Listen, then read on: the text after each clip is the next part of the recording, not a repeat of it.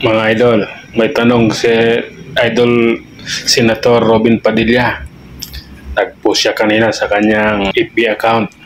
Nagtatanong siya kung anong hairstyle ang pinaka-astig na nababagay sa kanya. Lima ito mga idol. Mamili lang kayo. Ano? So, pinagkaguluhan to doon sa comment section ng kanyang account. Sa loob lang ng 2 oras, ilang libo na yung nag-comment doon.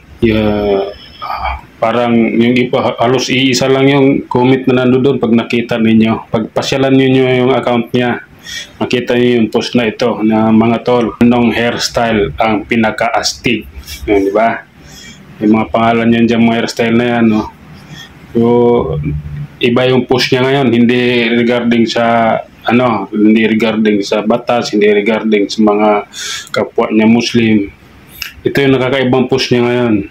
Kaya, inanuhan ko na, binanatan ko na rin dahil puro lang tayo politika, lahat na lang. Ito naman, maiba naman tayo dahil puro corruption yung pinag-uusapan ngayon. Yung ibang dyan nananahimik, siya rin siguro nagpapahinga. Kaya ito muna yung kanyang sa kanyang FB account. Pero kung kayo nga mga idol, kayo ang tatanungin, alin nga ba ang pinaka-astig para sa kanya na hairstyle? Makikita, maano niyo yan?